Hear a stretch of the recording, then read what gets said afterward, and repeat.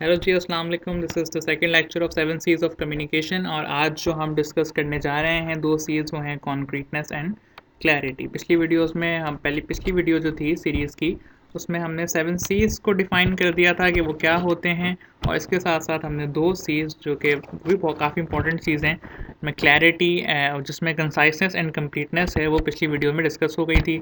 उसका लिंक आपको डिस्क्रिप्शन में मिल जाएगा। So before watching that please make sure that you watch the previous lecture, ठीक है, ताकि आपको आइडिया हो जाए कि 7 सीज ऑफ कम्युनिकेशन होते क्या हैं और इनका इस्तेमाल कब किया जाता है और ये क्यों इम्पॉर्टेंट होते हैं। So without any further delay, बिस्मिल्लाहिर्रहमानिर्रहीम, लेट्स स्टार्ट। ओके, तो आज जो हम दो चीज़ डिस्कस करने जा रहे हैं वो है कॉन्क्रीटनेस एंड क्लैरिटी। पहला जो हमारे पास सी है वो है कॉन्क्रीटनेस, ठीक है। तो let's just understand the definition and see what concreteness is all about. देखिए जी, डेफिनेशन यहाँ लिखी हुई है, communicating concretely means being specific, definite and vivid rather vague and general. ये डेफिनेशन ICMP स्टडी टेक्स्ट में चैप्टर 7 में जो है वो आपको मिल जाएगी, ठीक है। अब यहाँ पे communicating concretely means being specific, definite and vivid, यहाँ पर तीन जो हैं वो क्वालिटीज़ मेंशन है जो कि एक मैसेज में होनी चाहिए, तभी हम कहेंगे कि वो मैसेज जो है वो कॉन्क्रीटली कम्युनिकेट किया गया है या फिर उसमें कॉन्क्रीटनेस का एलिमेंट शामिल है। पहली चीज़, वो स्पेसिफिक होना चाहिए। स्पेसिफिक मतलब मखसूस, पर्टिकुलर होना चाहिए, ठीक है। डेफिनेट मतलब यकीनी। यकीनी का मतलब क्या है कि उसमें किसी किस्म का डाउट ना हो, वो एक्सप्लिसिट हो, वो जो है आप समझ लें कि उसमें किसी किस्म की प्रॉब्लम ना हो, वो सर्टेन एक फैक्ट हो, ठीक है, वो डेफिनेट हो, यकीनी हो। विविड, विविड मतलब वाज़े, ठीक है, यानी कि उसकी रीडेबिलिटी जो है वो एप्रोप्रिएट हो, सही है, ठीक है। रादर देन वेग इन जनरल। वेग इन जनरल का मतलब क्या है, यानी कि बहुत कॉमन ना हो और वेग ना हो, गैर वाज़ेह ना हो, ठीक है। तो अगर आपको कॉन्क्रीटली कम्युनिकेट करना है, so you have to make sure कि आपके मैसेज जो है स्पेसिफिक हो, यानी कि मखसूस हो, पर्टिकुलराइज्ड हो, डेफिनेट हो, जिसमें कोई जो है शक ना हो किसी किस्म का, और विविड हो यानी कि वाज़ेह हो, सही है। अब आपको ऐसा क्या करना पड़ेगा कि आपके मैसेज में कॉन्क्रीटनेस का एलिमेंट शामिल हो जाए, तो उसके लिए तीन जो है हमें एक्शंस जो हैं वो बेसिकली लेने हैं। पहला जो हमें एक्शन लेना है वो है use specific facts and figures, यानी कि हमने जो है स्पेसिफिक फैक्ट्स एंड फिगर्स जो है यूज़ करने, यानी कि words like many, how, some, few हमने अवॉइड करना है। हमने बताना है कि बेसिकली कितना कितने चीज़ें हैं, specific facts and figures discuss करने। फॉर एग्जांपल अगर मैं कहूँ that he is a tall guy, so मैं यहाँ पर बेसिकली मीनिंग सही से कन्वे नहीं कर पा रहा कि वो कितना टॉल है, लेकिन अगर मैं कहूँ he is 6 feet 2 inches tall, तो मैंने यहाँ पर स्पेसिफिक फिगर इंक्लूड कर दी कि मैंने बता दिया है कि भाई वो 6 फीट 2 इंच लंबा है, सही है। तो इस तरीके से यहाँ पे मैंने स्पेसिफिक फिगर का यूज़ करा है, ठीक है। ये पहला तरीका होता है कॉन्क्रीटनेस अपने मैसेज में लाने का। दूसरी चीज़, put action in your verbs. Action कभी कभी जो है वो नाउन के अंदर हिडन होता है, आपने उसको नाउन से बाहर निकाल के उस नाउन को, जो बेसिकली एक्शन जो है जो उस नाउन में हिडन है, आपने उसको वर्ब में लाना है, ठीक है। ये जब हम एग्जांपल देंगे अभी थोड़ी देर में तो आपको उसमें अच्छे से समझ में आ जाएगा। Number 3, choose vivid and image building words. Vivid का मतलब वाजे, वाज़े अल्फाज हैं जो कि फ़ेमिलियर हों, जो कि कॉमन हो, एवरीडे लैंग्वेज में इस्तेमाल होते हों और जो सबको आसानी से समझ में भी आ जाए, ठीक है। And image building words. Image building words का मतलब ये है कि आपने वो अल्फाज यूज़ करने हैं जिससे जो एक्चुअल में जो सिनारियो है, बिल्डअप है, उसका आइडिया हो सके, ठीक है, जो कि उस चीज़ की डेप्थ्स को एक्सप्लोर कर सके, ठीक है। ये दो जो पॉइंट्स हैं लास्ट टू, ये आपको जब मैं एग्जांपल दे रहा हूँ अभी, उसमें आपको बहुत अच्छे से समझ में आ जाएंगे, ठीक है जी। अब हम आ गए हैं एग्जांपल्स पे। Use of specific facts and figures, ये मैंने आपको पहले ही बता दिया था। मैं कह रहा हूँ he is very tall, this is a वेग स्टेटमेंट, ठीक है, बिकॉज हम आइडिया सही से नहीं बता पा रहे हैं कि हाउ मच टॉल।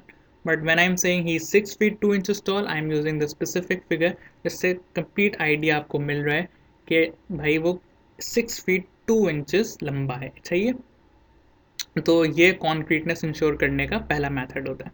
दूसरा मेथड क्या है, put action in your verbs. देखें, पहले जो हमारे पास सेंटेंस है उसमें लिखा हुआ है manager will give consideration to the propose solutions. अब कंसिडरेशन इज नाउन, ठीक है, और एक्शन हमारे पास यहाँ है क्या, कंसिडर करना। Consideration is basically the action, लेकिन ये एक्शन इज नाउन में छुपा हुआ है। कंसिडरेशन क्या है, नाउन है। अब मैंने इस नाउन को, इस जो एक्शन जो कंसीडर है हमारा, वो नाउन के अंदर हिडन है। अब मैंने इसको वर्ब में लेकर आना है, ठीक है। तो मैं इस कंसिडरेशन को बेसिकली वर्ब में कन्वर्ट करूँगा। तो मैं ये कैसे करूँगा? I will simply write the sentence as manager will consider the proposed solution.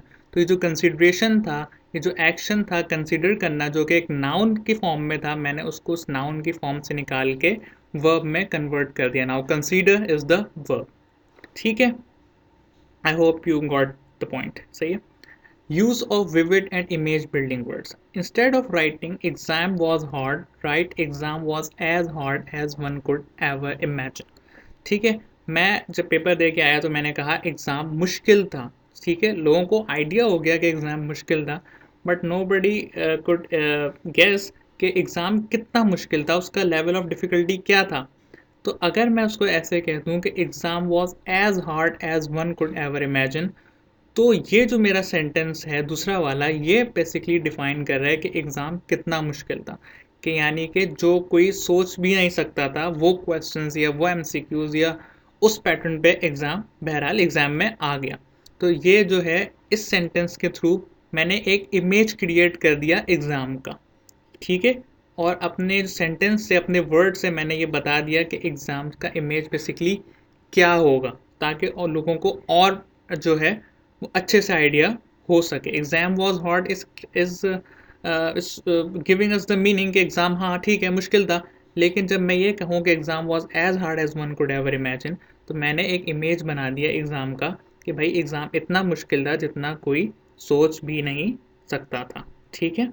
तो ये 3 आपने पॉइंट्स अगर आप अप्लाई करते हैं अपनी राइटिंग्स में, तो आपके मैसेज में कॉन्क्रीटनेस जो है वो शामिल हो जाएगी और आप अपना मैसेज कॉन्क्रीटली कम्युनिकेट कर पाएंगे। ओके जी, तो कॉन्क्रीटनेस यहाँ पर ख़त्म हुई। अब जो हमारे पास दूसरा सी है वो है क्लैरिटी।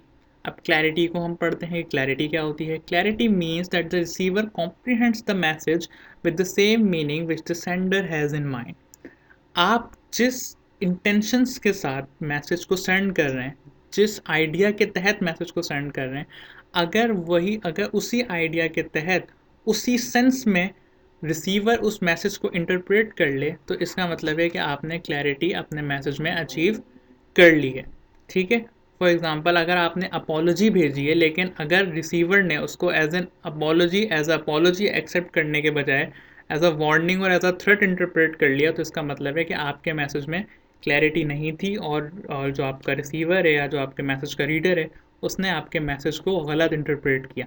लेकिन अगर आपने एक अपॉलॉजी भेजी है और आपके रिसीवर ने उसको एज अपॉलॉजी ही कंसीडर कर लिया है, तो इसका मतलब सिर्फ यही है कि आपने अपने मैसेज में क्लैरिटी को इंश्योर कर दिया था। दोबारा बता देता हूँ कि अगर आपने कोई अपॉलॉजी भेजी है और आपके रिसीवर ने उसको एज एन अपॉलॉजी ही कंसीडर कर लिया है, तो आपका मैसेज में क्लैरिटी थी।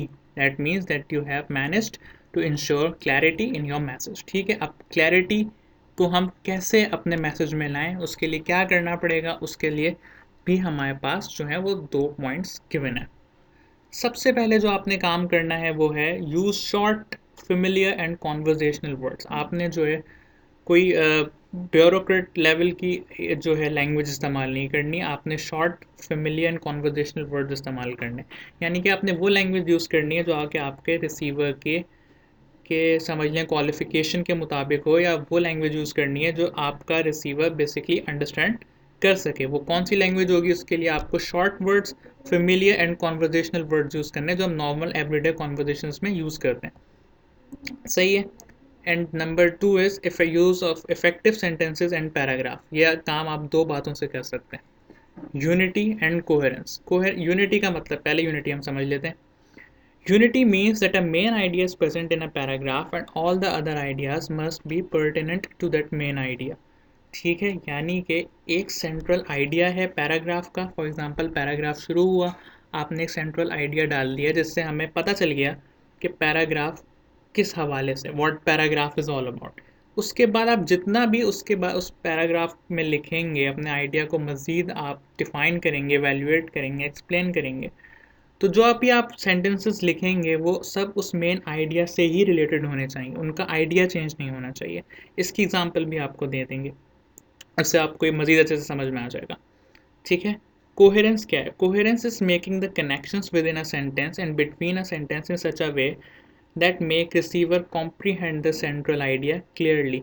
अपने जो आपके मैसेजेस हैं, आपके सेंटेंसेस हैं, आपके जो with in a sentence and between the sentence, एक सेंटेंस के अंदर भी और बहुत से सेंटेंसेस के दरमियान ही आपने ऐसा कनेक्शन इस्टेब्लिश करने हैं जो कि आपके सेंट्रल आइडिया को क्लियरली कम्युनिकेट कर दें, ताकि अगले के जो आपका रिसीवर है उसके जहन में मज़ीद कोई क्वेश्चन ना रहे, वो मज़ीद जो है वो क्या कहते हैं स्केप्टिक ना हो जाए कि भाई मैं कोई और उसके जहन में क्वेश्चन ना रह जाए कि कोई ऐसी चीज़ ना हो जो कि सही से जो है आपका पैराग्राफ डिपिक्ट ना कर पा रहा हो।